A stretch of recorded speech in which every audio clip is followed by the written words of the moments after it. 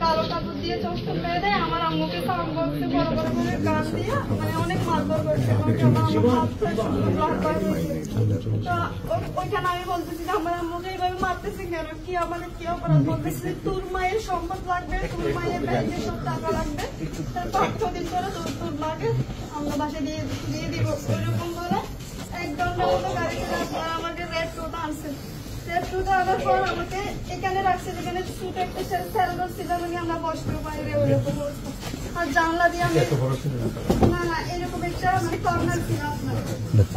আমি হচ্ছে আমার আম্মু রাত্রে মানে আমার আম্মু একটু মোটা টাইপের ছিল, একটা হাতটা তো তুলে যাচ্ছিল। আমি বলতেছি আমাকে তুলে দেন না, আমার আম্মুকে তুলে দেন, হাতটা শুদ্ধ তুলে দেন। ওরা বলতেছে তোমার আম্মুর চাবে, আমাদের কাছে না হেডকোয়ার্টার আছে।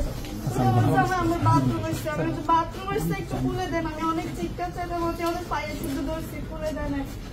তারপর আমার আম্মুর ওয়াইফকে মনে করে এই পাশ দিয়ে গিয়ে ওই সাইডে গেছি। এটা হচ্ছে অনেকগুলো টাইপের মেয়ে ছিল, হসপিটাল আছে না ওইরকম একটা সিট অনেকগুলো সিট ছিল। আমরা বাথরুম করে এসেছি, পুরো আমি রেড কাপড় পরছি, এরকম কালো দিচ্ছি, আর এখানে রেড লেখা আছে ওইরকম দিচ্ছি। আর গাড়ি দিচ্ছি তখন আমি সবগুলো দেখেই পেয়েছি, কারণ আমার একদিন এক রাত্রে আবার ওই দিন রাত্রে আমার আম্মুকে মারা হয়েছিল, আবার মারছে, কিন্তু আমাকে কিচ্ছু করে না, সব আমার আম্মুকে। একদম মহিলাকে মারছে, আপনার একদম পুরুষ, এত বড় একটা পুরুষ আমার আম্মুকে মারছে, আমার সামনে, কিন্তু আমি কিছু করতে পারি না।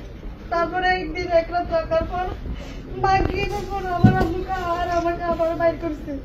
আপনার বাইর করে 1 ঘন্টার মতো গাড়ি চালিয়ে চালার পর হচ্ছে আপনার কমলাপুর স্টেশনের আগে আমাকে বলতেছে আপনাকে 800 টাকা দিব, আপনার বাসার ডিটেলস দিব, আপনি কোথায় চলে যাবেন।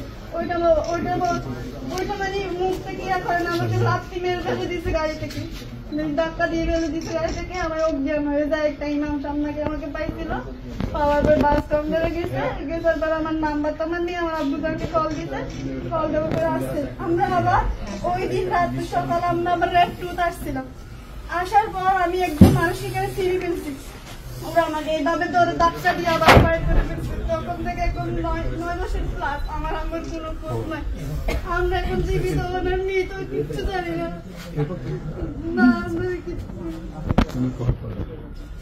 জি আমাদের হচ্ছে আমার আম্মুকে জীবিত চাই আমরা।